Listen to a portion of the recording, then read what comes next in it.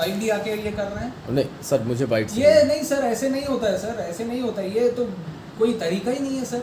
Bite, मैं अगर bite दूंगा तो मैं खुशी खुशी बाइट दूंगा सर, ये तरीका ही नहीं है। बाइट अब देंगे कि नहीं? अभी नहीं हो पाएगा सर, मैं बोला हूँ ऑलरेडी, अभी नहीं हो पाएगा। वीडियो डिलीट करिए सर। मैं नहीं नहीं, वीडियो आप डिलीट करिए, वीडियो डिलीट करिए, मैं बोल रहा हूँ वीडियो डिलीट करिए। आपको पूरा जानकारी मिलना है तो वीडियो डिलीट करिए।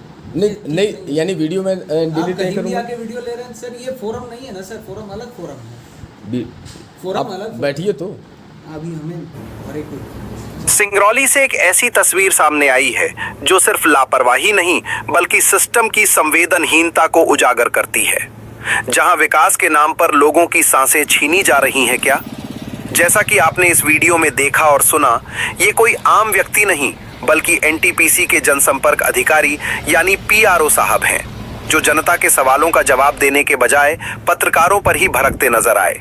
सवाल ये है, आखिर सच से इतनी नाराजगी क्यों? सिंगरौली के बलियरी में हालात इतने बदतर हो चुके हैं कि लोग अब राख के गुबार में जीने को मजबूर हैं।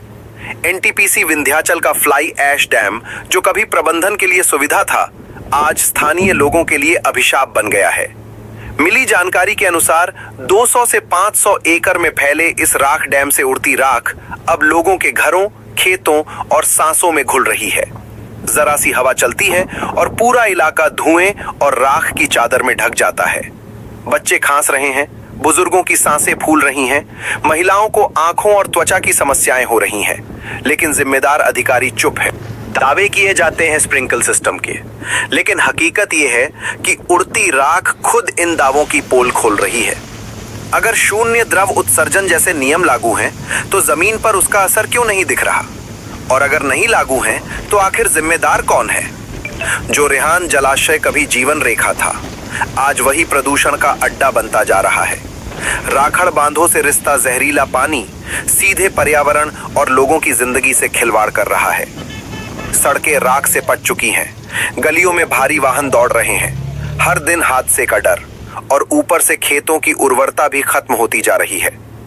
इतना सब कुछ होने के बावजूद प्रशासन खामोश क्यों है? जनप्रतिनिधि चुप क्यों हैं? क्या औद्योगिक दबाव के आगे आम जनता की आवाज दबा दी गई है? सवाल सिर्फ राख का नहीं है, सवाल है उस सिस्टम का जो लोगों को जीने का हक भी नहीं दे पा रहा। अब देखना यह होगा कि जिम्मेदार जागते हैं या फिर किसी बड़े हादसे का इंतजार किया जाएगा। जानता अब कर रही एनटीपीसी विंध्याचल प्रबंधन से सवाल, अगर स्प्रिंकल सिस्टम सही से चल रहा है तो फिर बेलियरी क्षेत्र में उड़ती राख क्यों दिखाई दे रही है? फ्लाई ऐश डैम से उड़ने वाली राख को रोकने के लिए आखिर कौन कौन से ठोस कदम उठाए गए हैं? 200 से 500 एकड़ में फैले इस राख डैम की नियमित मॉनिटरिंग कौन करता है? क्या पर्यावरण विभाग ने हाल ही में इस क्षेत्र का निरीक्षण किया है? अगर किया है तो रिपोर्ट सार्वजनिक क्यों नहीं की गई?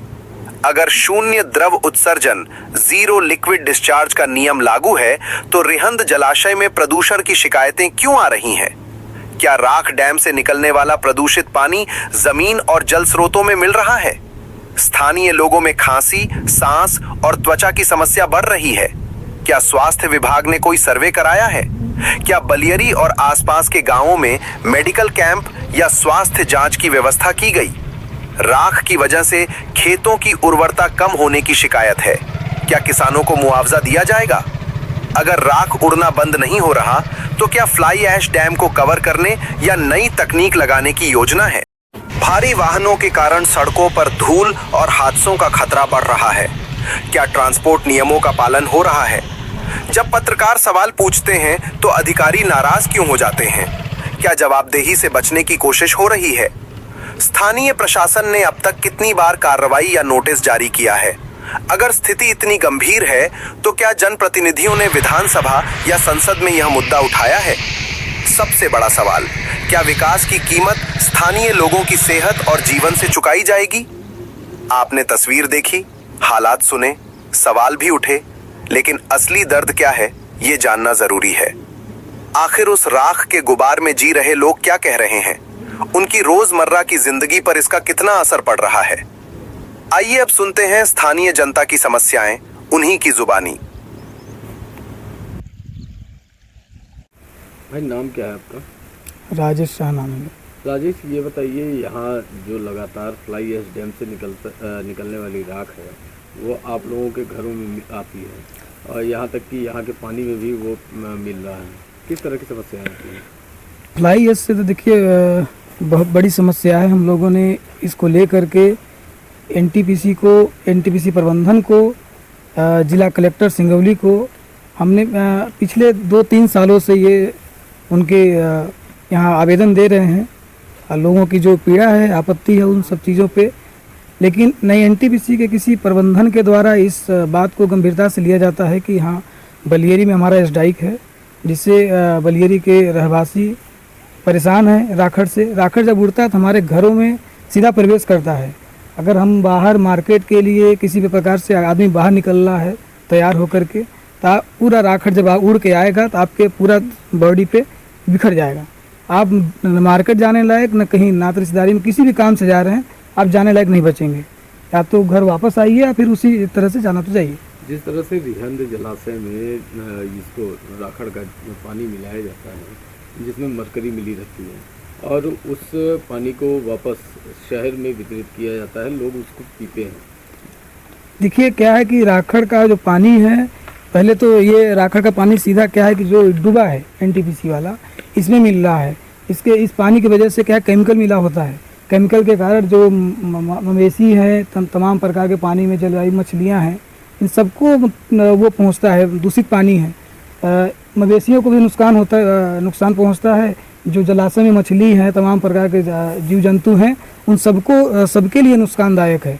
एनटीपीसी को चाहिए कि जो राखड़ है या राखड़ से जो केमिकल वाला पानी निकल रहा है उसको अपना व्यवस्थित करना चाहिए, ना कि लोगों को परेशान करे। गरीब एनटीपीसी के अधिकारी के चाहे बच्चे हों चाहे एनटीपीसी के अधिकारी हों अपना एसी में रहेंगे, लेकिन हमारे जो बलियरी के लोग हैं गरीब परिवार के, उनको कोई लेना देना नहीं। हम लोग आवाज़ उठाते रहें।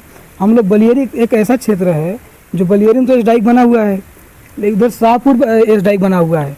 दोनों तरफ से मतलब बलियरी क्या है घिरा हुआ है, उधर से भी आ जाता है और इधर से भी आ जाता है। हम लोगों का मतलब यहाँ पे रहना जीना मतलब दुश्वार हो गया है। किसी भी प्रकार से मान लीजिए रह रहा है आदमी, शिकायत के बाद भी आप लोगों की कोई सुनवाई नहीं। अभी जो तत्काल कलेक्टर आए उनको तो मैं बहुत गंभीर समझता था। मैं समझता था कि ये कलेक्टर काम के हैं और गंभीर रूप से मतलब मुद्दों को सुनते हैं। मैं कलेक्टर के पास स्वयं जा कर के अपने हाथों से आवेदन दिया और जो भी हमारी समस्या है समस्या को रखा, लेकिन कलेक्टर साहब के द्वारा आज तक उस विषय में कोई चर्चा नहीं की गई, न किसी प्रकार का हमें बुलवाया गया कि हाँ आपकी क्या समस्या है, आपने आवेदन दिया है। तो कलेक्टर साहब को एक बार बात करना चाहिए, इस आवेदन पे गंभीरता थोड़ा दिखाना चाहिए।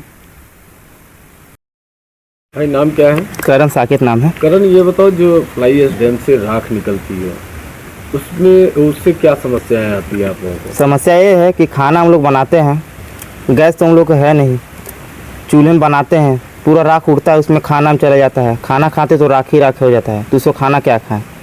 अच्छा, और जैसे इसका जो पानी है उसको भी रिहंद जलाशय में छोड़ा जाता है। हाँ वो तो छोड़ा जाता है, उसमें पानी भी हल्का कीटो आता है, कभी कभार पानी पीते हैं तो उसमें भी राख हो जाता है। रिहंद नदी के पानी में यानी इसी पानी को छोड़ा जाता है? हाँ इसी को छोड़ा जाता है। तो उससे तो कई प्रकार की बीमारियां भी होती हैं। बीमारियाँ तो बहुत होती हैं, दवाई कराने के लिए पैसा भी नहीं रहता है। हाँ, क्या करते हो आप लोग? हम लोग कुछ करते नहीं, इधर उधर काम करते हैं, हल्का फुल्का जो होता है मजदूरी का काम। हाँ मजदूरी का काम करते हैं और उसी से आप लोगों का परिवार चलता है। बस सही बात। खाना बनाने समय भी दिक्कतें होती होंगी, पानियों में भी राखड़ ये जब हवाएं चलती हैं तो उसमें पड़ती होंगी? बहुत ज़्यादा पड़ती हैं, खाना खाने का मन नहीं करता, राख ही राख हो जाता तो क्या खाना खाएं उसको। अच्छा, शिकायत आप लोगों ने की, कोई कार्रवाई हुई? कार्रवाई तो कोई नहीं है। कलेक्टर सर से भी बात किए, हमारे नेता भैया हैं वहाँ के, वो भी बात किए, आवेदन दिए, लेके वो कुछ भी काम नहीं, सुनवाई नहीं हुआ। बाइट दी आके ये कर रहे हैं? नहीं सर, मुझे बाइट ये नहीं सर, ऐसे नहीं होता है सर, ऐसे नहीं होता है। ये तो कोई तरीका ही नहीं है सर। मैं अगर बाइट दूंगा तो मैं खुशी खुशी बाइट दूंगा सर, ये तरीका ही नहीं है। बाइट अब देंगे कि नहीं?